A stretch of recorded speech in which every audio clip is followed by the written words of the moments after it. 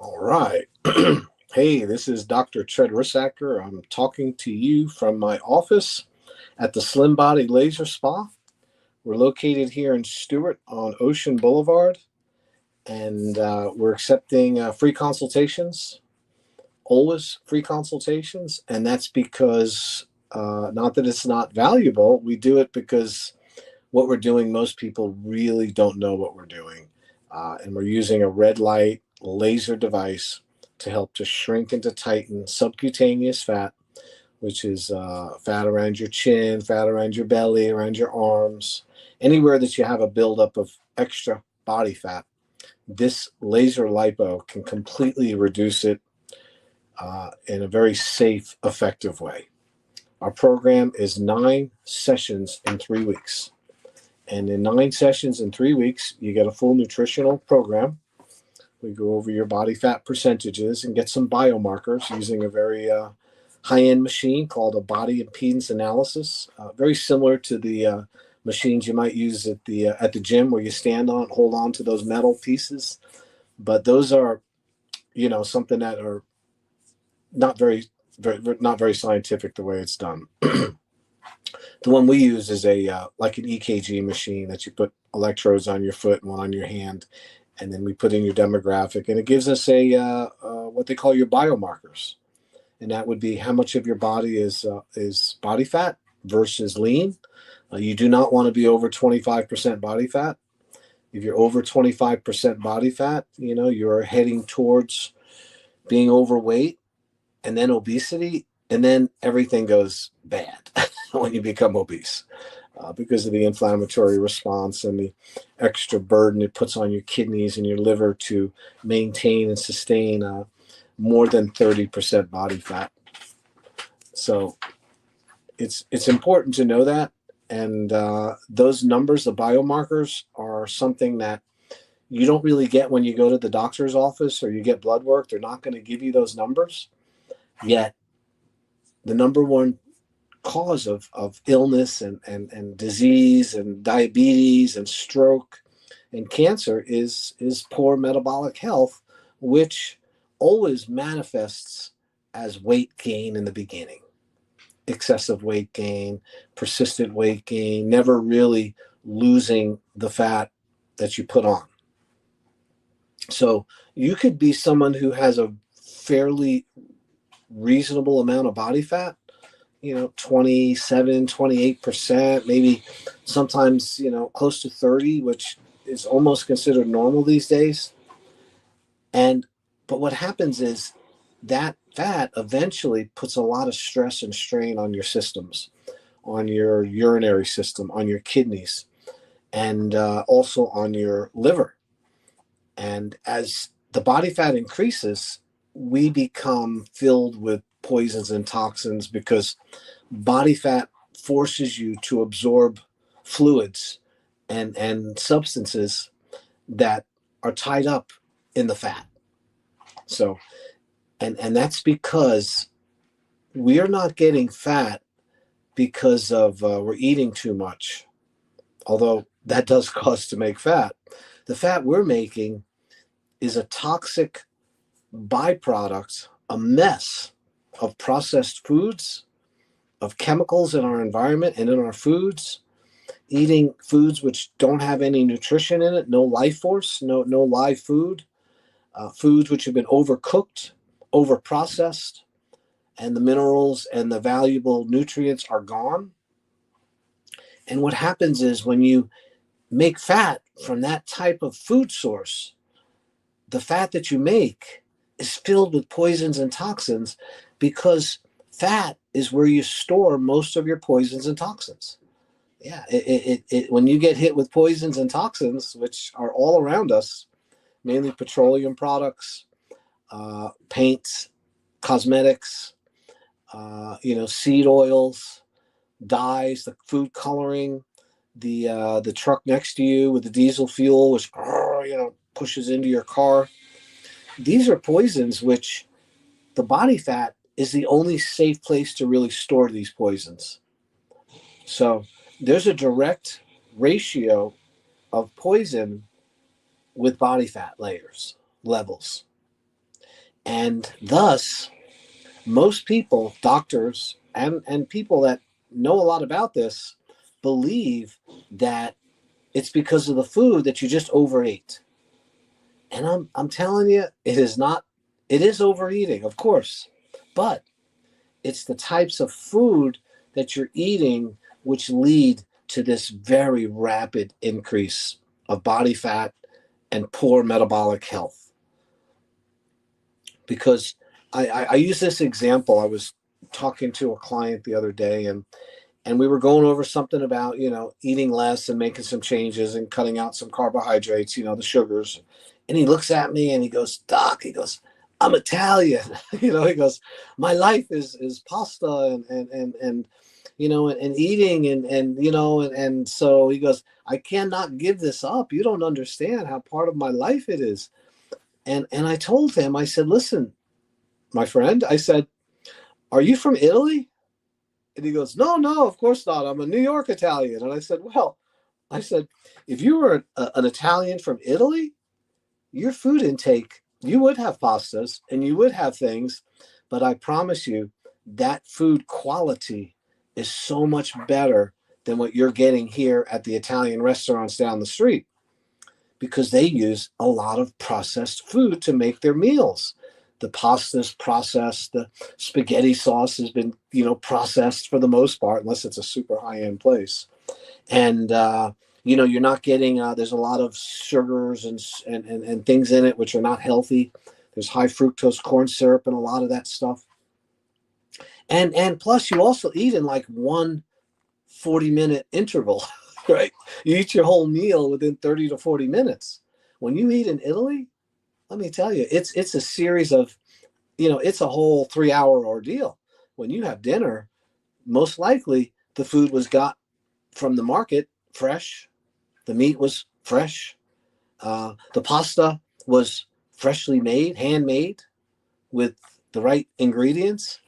And then, the vegetables were sometimes locally grown and produced from neighbors and from your own garden. And then you would have an event with family members. And you'd have a like a 4-course dinner where the first part is what is the antipasta, and then you have the pasta, and then you have the main course, and you take time to digest. You're talking to your friends, and you're not eating processed food. That is a much different approach to eating than the American Italian. Not that all Italians eat poorly. I don't mean that in any way. I'm using this as an example of why we're in such a pickle here with sickness and disease and diabetes and brain fog and dementia. And it has a lot to do with the food we're eating. So, if we were eating natural food that was locally sourced, range-fed beef and chicken that was free of hormones and antibiotics, your chance of developing poor metabolic health are much less than eating, food which really is not food. And when I was a young man, and my dad's a chiropractor, and my mom told me, "You are what you eat, son. So if you eat this type of food, food that isn't healthy, you're not going to be able to make tissue. You're not going to be able to repair your body." And I remember thinking to myself, because I used to like French fries, and I liked the Burger King fries when I was younger. And I remember thinking to myself, that's incredible that I can eat this French fry, which has no resemblance to any part of me, and somehow my body is going to turn it into nervous tissue, repair my brain. It's going to build bones with this French fry. I thought, I don't think that's true. However, I liked it, so I ate it. Little did I know, it doesn't build tissue. Food, which doesn't have the right amount of protein, it doesn't have the amount of nutrients necessary, it doesn't have live binds, starches which are fresh from the sun to the plant, and then you eat it, which has full of energy. These are foods which build strength. They build muscle. They help to remove poisons and toxins. They eliminate poisons, because that's the job of food. But food has become I hate to use the term bastardized, but it has been. It's been changed. It's been made to last longer on the shelf. It's made to have colors that will attract you. In fact, I was at Publix, it was about a year or two back, and they had a little sign on the top of all the fruit of the oranges that said that these oranges were dyed orange for color. And I thought, well, I thought oranges were orange. Then I find out they're coloring them. So you think it's a fresh orange. That's the problem. It's a big bait and switch kind of chicanery. You just don't know what you're getting. And I am absolutely beside myself with all this misinformation and just how bad for your health most everything that you've been told to eat, and you know, and the candy bars and the ice creams and the comfort foods, they're all just not healthy for us. And the sooner you get to come to realize that, the sooner your health issues will be more manageable and you'll have less of a chance of creating the chronic disease. And that's my message here, you know. But if you're been eating badly for a long time and you're full of your ankles are starting to swell and you're eating to feel better, not for energy, you find without food you're not happy, you know, you're looking for a pop or a result, a comfort idea. That's the wrong idea to eat food. You know, that's going to create an addiction to food as being a dependent, as something that comforts you. And when food becomes what comforts you, it becomes overdone, because food is to sustain energy and to rebuild tissue and to give you energy in life.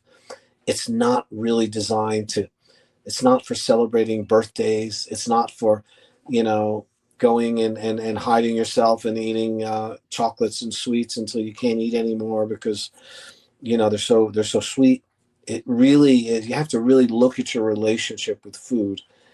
And what really worked for me, you know, besides doing the laser and getting rid of this outer fat so quickly, I was very motivated after I did my laser to continue to eat better and to take better care of myself, because I felt there was hope, because the laser removed the outer fat so quickly that I went from 265 to like 250 pounds in like 4 weeks.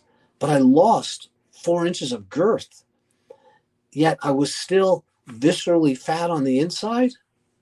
But at least I had gotten rid of a lot of that outer blubber that was hanging over my belt and was, you know, making me look uncomfortable. I was uncomfortable. And once I saw there was hope, that's when I started looking at my food and nutrition a lot more detailed. And for me, it's very hard for me to manage this plethora of bad choices intermixed with really good choices. You know, you just don't know what's good for you anymore. When you go into the restaurants, into the stores, what tastes good probably isn't healthy. What is not sweet is probably better for, you know, it's very confusing. So what I found was the easiest way to manage these choices is I started eating a lot less and only eating at certain intervals, which was very difficult for me in the beginning because I was used to just eating when I wanted to, grabbing something in the car, going to the gas station, run in, get something, get a bear's claw, whatever those things were, and then what happened was I was able to lose the weight. I did really good with the laser and losing the weight. I dropped like 40 pounds, but I still had the metabolic syndrome. I still had the high blood sugar. I still had the numbness in my feet. I still had lethargy in between meals where I was still eating to feel better. And I didn't understand why that was happening. And then I found out that basically my body, because I had eaten so much without ever not eating, I was feasting all the time. I never did the famine, meaning stop eating.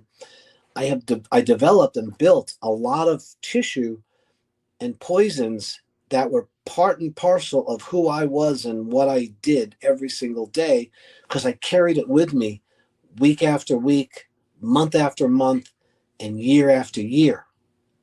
Winter was put on Earth for you to go into a state of low food intake. In other words, food deprivation. But God has given you the body's ability to make food and calories from inside. Your body has stored energy. It's not like a car that runs out of gas and you stop and you're done. Your body, when it starts to run out of one fuel source, it goes to another fuel source. When that fuel source starts to run down, it goes to another fuel source. Okay? And this is what is the magic of fasting, of not eating. And this is not starvation. This is just intermittent 1 to 2 days. Listen, I'm just going to drink water and I'm not going to eat. I want my body to find calories, to find the energy within my body, not continually forcing me to find more food to feel better and to get the energy. That's an addiction, and that's called carbohydrate addiction.